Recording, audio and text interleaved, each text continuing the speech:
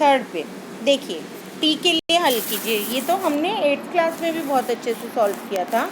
T के लिए हमें हल करना है। यहाँ पे हमारे पास है 16 - 2t is equal to t plus 9 plus 4t। सारी जो टी की टर्म्स है उन्हें एक साथ ले आओ।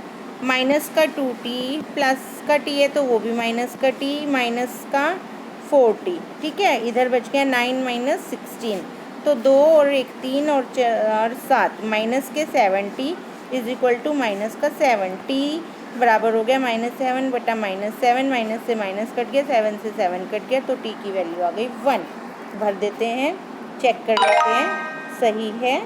अगला प्रश्न करते हैं। बहुत ही इजी क्वेश्चंस आपके हैं, बहुत ही ज़्यादा easy. 4d - 4 is equal to 5t - 8। 4d - 5d is equal to -8 plus 4, तो माइनस का d आ गया माइनस के 4 के बाद बराबर, माइनस से माइनस कट गया, तो d की वैल्यू आ गई 4। आंसर में भर देते हैं, d इज इक्वल टू 4। ये हमारा क्वेश्चन बिल्कुल बढ़िया हो गया। नेक्स्ट क्वेश्चन अब हम कर लेते हैं। बहुत ही इजी क्वेश्चंस चल रहे हैं। 17 - 2p is equal to 2p plus 5 plus 2p। देखिए बच्चों, दो तरफ दो बार 2p है, तो इसे हम 4p प्लस 5 लिख सकते हैं। हाँ, अब हम दोनों p को एक तरफ ले आएंगे। -2p - 4p is equal to 5 - 17, तो -6p आ गया हमारा -12। माइनस से माइनस कट गया, p हो गया हमारा 12/6 यानी 2, तो p की वैल्यू आ गई 2। भर देते हैं हम अपना, चेक कर लेते हैं। हाँ जी, हमने ये भी ठीक कर लिया है। हम अब अगले प्रश्न की तरफ बढ़ जाते हैं। बहुत ही इजी क्वेश्चंस आपको ये आ रहे हैं। 9e - 7 is equal to 7e - 11, तो 9e - 7e हो गया, -11 + 7 हो गया, प्लस का 2e हो गया हमारा -4 के बराबर, तो e हो गया -4/2, यानी e की वैल्यू आ गई -2। ठीक है, तो हम यहाँ भर देते हैं -2। अब चेक कर लेते हैं, ये भी सही है, सारांश देख लिया। अब ठीक है, अब हम नेक्स्ट पार्ट पे बढ़ जाते हैं अपने। नेक्स्ट पार्ट भी बहुत ही आसान आएगा। अच्छा बच्चों, अब आ गए हमारी ये वर्ड प्रॉब्लम। थोड़ा सा समझना पड़ेगा इसमें आपको, और कोई मुश्किल बात नहीं है। हमें आयताकार प्लॉट, आयताकार मतलब कि रेक्टेंगुलर, एक रेक्टेंगल लिया, एक रेक्टेंगल प्लॉट है, उसकी कीमत, उसकी कॉस्ट दे दी है बच्चों 30 प्रति मीटर। बच्चों मैंने आपको बहुत अच्छी तरह बताया हुआ है, मीटर होता है तो यानी हमें इसका पेरीमीटर फाइंड करना है। ठीक है, पेरीमीटर मतलब परिमाप। तो इसने कहा लंबाई बटा चौड़ाई का अनुपात 4/3 है, पर इससे तो हम पूरी तरह कुछ निकाल नहीं सकते। तो कहता है उसकी कीमत है 1680 रुपये। कीमत 1680 रुपये है, कॉस्ट 30 रुपये प्रति मीटर है। ठीक है, टोटल की कॉस्ट है बच्चों, टोटल कॉस्ट है 1680 रुपये, और कॉस्ट का रेट, जो रेट होती है वो है 30 रुपीज़ पर मीटर। ठीक है, तो हम कैसे निकाल लेंगे, इससे हम परिमाप निकालेंगे। कैसे, 1680 को हम 30 से डिवाइड कर देंगे तो हमारे रुपये, और रुपये पर मीटर है, तो आंसर में हमारा आ जाएगा, 0 से 0 कट गया, 3 के भाड़े में 3 पंजे 15 और 3 छिक 18, तो हमारा जो परिमाप आया 56 मीटर आ गया।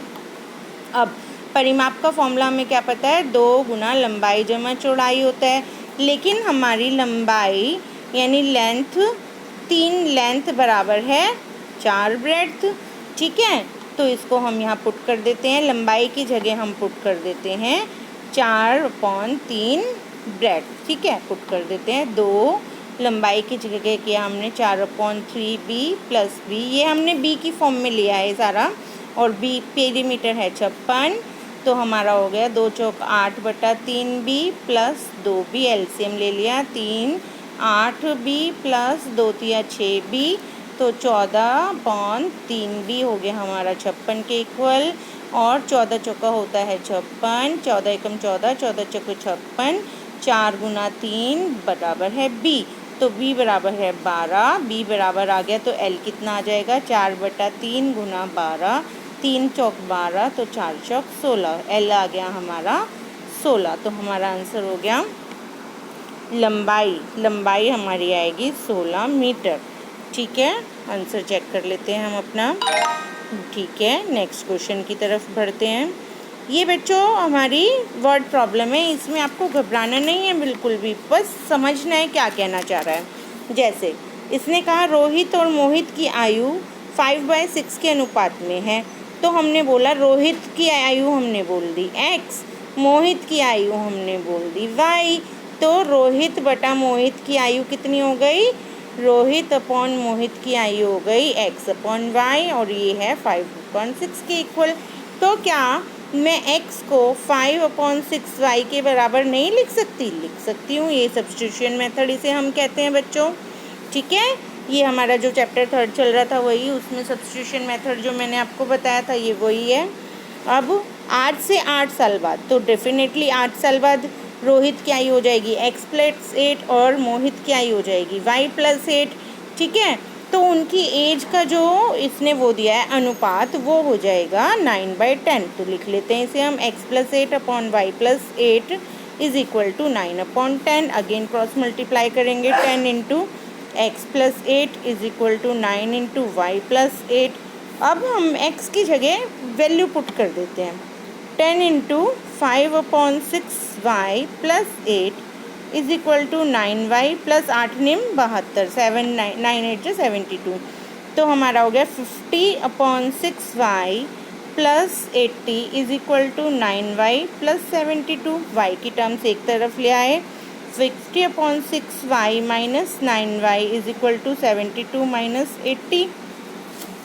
हम इसको काट देते हैं, तो ये हमारा हो गया 25/3, इससे ज़्यादा नहीं कटेगा ये 25, और एलसीएम लिया तो ये हो गया 27। 25y मटे माइनस 27y बटा 3 बराबर है माइनस का 8, माइनस की 2y बराबर है माइनस का 8 गुना 3, माइनस से माइनस कट गया, y हो गया हमारा ये 2y हो गया 8 × 24 और y हो गया 24/2, मतलब कि 12। y आ गया हमारा 12। अब इस y की वैल्यू को पुट कर देंगे हम इक्वेशन नंबर 2 में, तो x आ गया हमारा 5/6 इंटू 12, 6 2 जा, तो x की वैल्यू आ गई 10, x की 10 आ गई। तो रोहित की आयु तो x थी, यानी रोहित की आयु है 10 ईयर्स। ठीक है, जांच कर लेते हैं, हमारा ये जांच में ठीक पाया गया। अगला प्रश्न पे आ जाओ। ठीक है, अच्छा ये वाला क्वेश्चन बच्चों क्या होता है, ये 2 अंकों की संख्या जो होती है उसको हम कैसे समझेंगे कि माना जो इकाई वाला है अंक, इकाई वाला मतलब जो यूनिट प्लेस डिजिट होती है हम उसको x मान लेते हैं, और टेंस प्लेस डिजिट को हम y मान लेते हैं। तो बच्चों हमारा जो नंबर बनेगा वो क्या बनेगा, नंबर होएगा हमारा 10y प्लस x। ठीक है, तो कहता है एक 2 अंक की संख्या के 2 अंकों का योग 8 है, तो हमने क्लियर बता रहा है x+y 8 है, और हमने नंबर लिख लिया 10y प्लस x। अब हम दोनों अंकों का विनिमय करते हैं तो हमें पता चलता है नई संख्या मूल संख्या से 36 ज़्यादा है। तो जो बच्चों न्यू नंबर है, न्यू नंबर क्या होएगा, न्यू नंबर में x की जगह y और y की जगह x आ जाएगा, यानी 10x प्लस y हो जाएगा। ठीक है, तो अब ये कहता है जो नई वाली संख्या है वो जो पहले वाली संख्या है उससे 36 ज़्यादा है। तो हमारी पुरानी संख्या थी 10y प्लस x, उसमें जब हम 36 जोड़ देंगे तो वो नई संख्या के बराबर आएगी या नहीं। तो अब इसे सॉल्व कर लेते हैं, 10y plus x plus 36 is equal to 10x plus y। हाँ बच्चों, तो अब हम आगे बढ़ेंगे। हमने कहा था x प्लस y 8 है, तो हमने यहाँ से x को ले लिया 8 माइनस y। अब इस x की वैल्यू को हम अपनी उस अगली इक्वेशन में पुट कर देंगे। पहले एक तरफ ले आते हैं हम सारी चीज़ें। ये जो हमारे constant coefficients 10y plus x minus 10x minus y is equal to minus 36। तो 10y में से एक y गया, बच गया 9y minus 9x is equal to minus 36। एक काम और कर सकते हैं बच्चों, यहाँ पे -9 को कॉमन ले लो, तो हमारा हो गया minus y plus x is equal to -9 into 4। ठीक है, -9 से -9 कट जाता है यहाँ पे, तो हमारा हो गया x minus y is equal to 4। पहली इक्वेशन में था x plus y is equal to 8। अब हमारा हम इसको दोनों को एक साथ रखें, प्लस का y माइनस का y से कट जाता है, तो 2x हमारा 12 के बराबर हो गया और x हो गया 12/2 यानी 6। बहुत ही मज़ेदार क्वेश्चन। तो हमारा x 6 आ गया तो 6 minus y is equal to 4 है, तो 6 minus 4 is equal to y, यानी वाई इज इक्वल टू आ गया 2। तो बच्चों हमारी जो टर्म थी वो थी 10y प्लस एक्स, यानी 10 इंटू 2 प्लस 6, तो 20 प्लस 6 62। अब 26 में जब हम 36 जोड़ते हैं, 6 और 6 2 12, हासिल भाई 1 तो 6, तो देख लो 26 प्लस 36 बराबर है 62, और 26 का उल्टा हो गया 62, मतलब 2 की जगह 6 और 6 की जगह 2, तो हमारा है अंकों की संख्या आ जाएगी हमारे पास यहाँ 26। ठीक है बच्चों, नेक्स्ट क्वेश्चन हम करते हैं। बहुत ही इजी क्वेश्चन है हमारा, लास्ट क्वेश्चन है। एक भिन्न का हर उसके अंश से 7 कम है। अब हर होता है नीचे वाला यानी डिनोमिनेटर, तो कहता है d is equal to numerator minus 7। ये तो हमने इसने इक्वेशन ही बना दी। अंश को 2 से घटाने और हर को 1 से बढ़ाने पर, ये थोड़ा बच्चों मेरे को इंग्लिश में समझ आता है क्वेश्चन, पर एक बार हम ट्राई कर लेते हैं।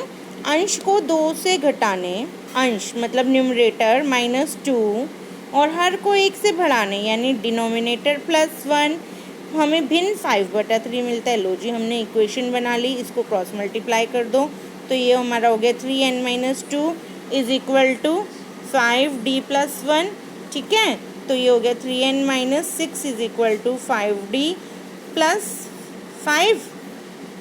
अब d की जगह हम पुट कर देते हैं ऊपर वाली वैल्यू, इक्वेशन नंबर 1 की वैल्यू, तो ये हमारी हो गई n-7 + 5, मतलब 5n-35 + 5, 3n-6 सामने, 3n-5n, और हम इधर वाली टर्म्स को इकट्ठा ले आए, -35 + 5 + 6, तो हमारे पास हो गया -2n इज इक्वल टू 30 बचा था, और 30 में से 6 गए, माइनस का 24 बचा, माइनस से माइनस कट गया, n आ गया हमारा 24/2 यानी 12, और d आ गया 12 - 7 यानी 5। तो हमारी जो इक्वेशन, वो जो हर हो गया फ्रैक्शन हो गई न्यूमरेटर अपॉन डिनोमिनेटर, यानी 12/5।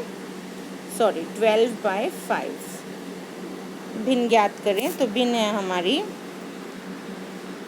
12 और नीचे लिखेंगे 5। बढ़िया, सारांश देख लेते हैं। हमारे चारों क्वेश्चंस ठीक हैं। अब हमारा आज का ये वीडियो ख़त्म होता है। Bye bye.